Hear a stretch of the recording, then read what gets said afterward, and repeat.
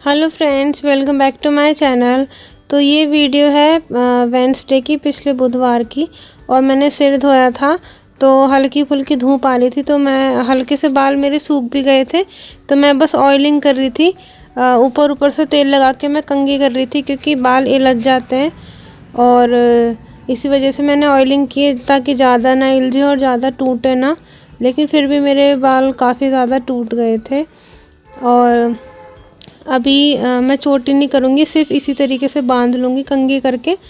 और बस मैंने क्लचर लगा के बांध लिया, और मेरे सारे बाल मतलब नीचे तक उड़ के चले गए थे। वो भी मैंने सारे समेट के इनका वो गोला सा बना के डस्टबिन में फेंक दूँगी मैं। अभी नीचे फेंका है मैंने, ये आ गए थे इसलिए मैं सुनने चली गई थी कि क्या कह रहे हैं। तो वापस ऊपर आके फिर मैंने जो कपड़े धोए थे सुबह वो सूख गए हैं, और धूप मतलब ठीक थी, तो इसलिए कपड़े जल्दी सूख गए थे। मैंने मशीन में ड्रायर कर दिए थे। और आज मैंने चादर वगैरह भी धोई थी, दरी वगैरह, तो ये सब भी मैंने सुखा दिए थे। तो मतलब सूख गए थे, तो मैंने तय बना के इन्हें रख लिया था। और मैं इनको सबको नीचे लेके जाऊंगी अब। तो नीचे जाने से पहले मैंने मतलब सॉक्स पहन ली थी, क्योंकि ठंड लगती है। नहाने के बाद मैंने सॉक्स पहन ली थी, काम वाम निपटा के पानी का सारा। तो मेरे नेल्स काफ़ी बड़े हुए थे पैरों के, और मुझे नेल्स पैरों के बड़े हुए बिल्कुल अच्छे नहीं लगते, क्योंकि वो इलझते रहते हैं। तो इसी वजह से मुझे वो काटने थे। और मेरे जो नेल्स हैं उनके कॉर्नर्स में ना, वो मतलब कॉर्नर पे से बढ़ने लग जाते हैं, तो वो फिर चीज़ दर्द करती है। तो जो इसमें नाइफ़ आता है ना नेल कटर में, उसी से मैं साफ़ कर रही हूँ अपने नेल्स को। और काटने के बाद मैंने नेल पेंट काफ़ी टाइम बाद लगाई है, वैसे मैं लगाती नहीं हूँ, लेकिन लगा लिए मैंने आज कि थोड़ा सा साफ़ लग रहे थे नेल्स तो।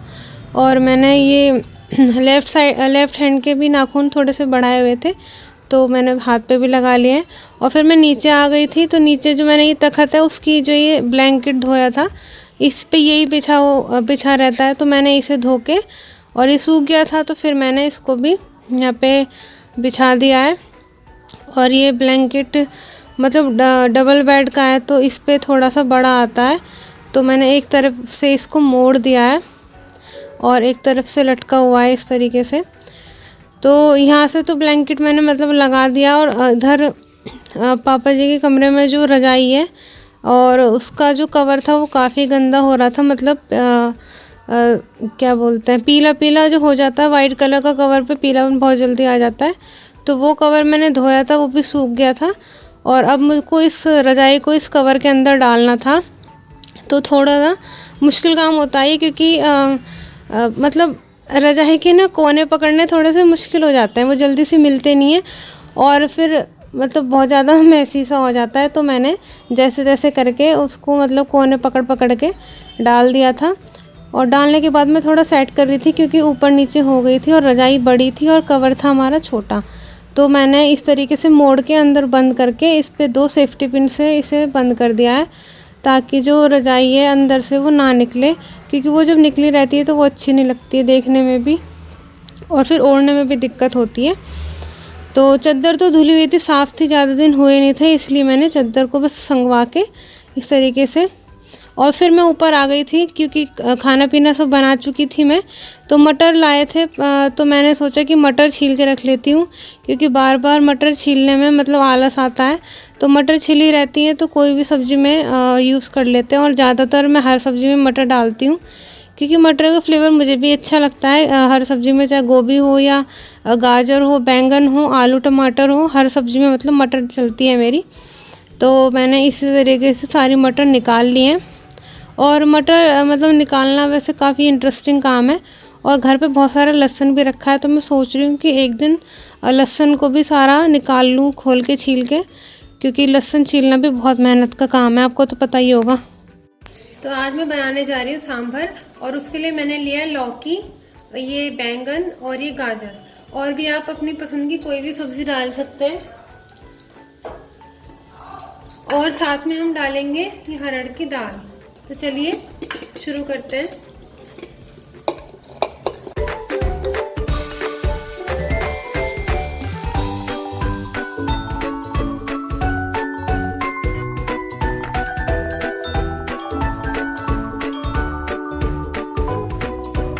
और डाल देंगे इसमें नमक,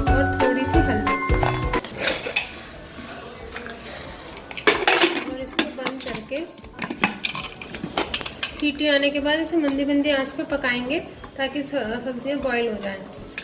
तो ऐसे सांभर की रेसिपी तो मैंने कई बार आप लोगों के साथ शेयर की है।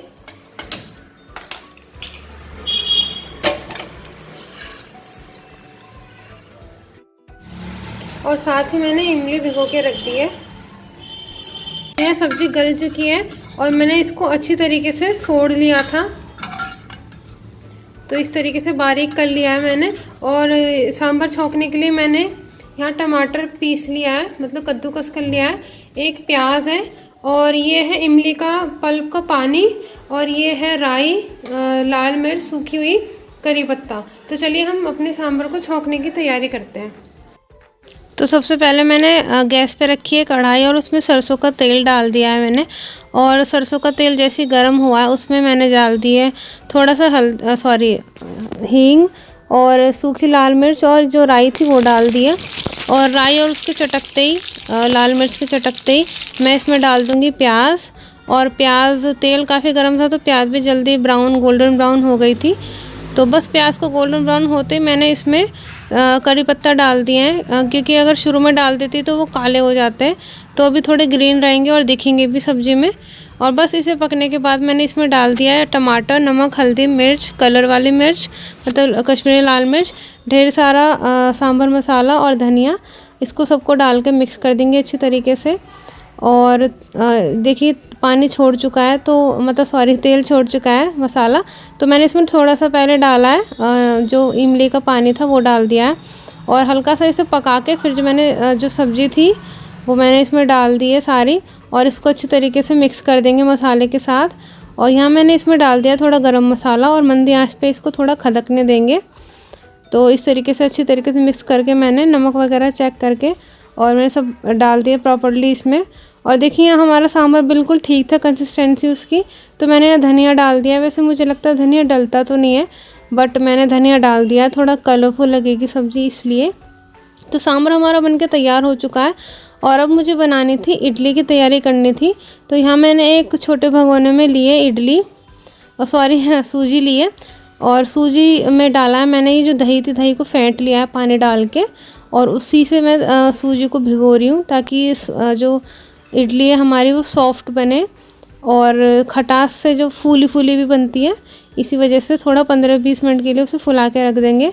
तो देखिए यहाँ मैंने फिर जो करी पत्ता था ना वो उस तरह डाल दिए हैं। वैसे हम लोग मतलब क्या बोलते हैं, जैसे मसाले चटका के वो भी डाल सकते हैं इसमें तड़का लगा के, बट मैंने इस बारी वो नहीं किया है। मैंने सिर्फ पत्ते डाल दिए हैं और मिला के इसको कम से कम 15 से 20 मिनट के लिए हम ढक के रख देंगे ताकि जो सूजी है वो सारे दही एब्जॉर्ब कर ले।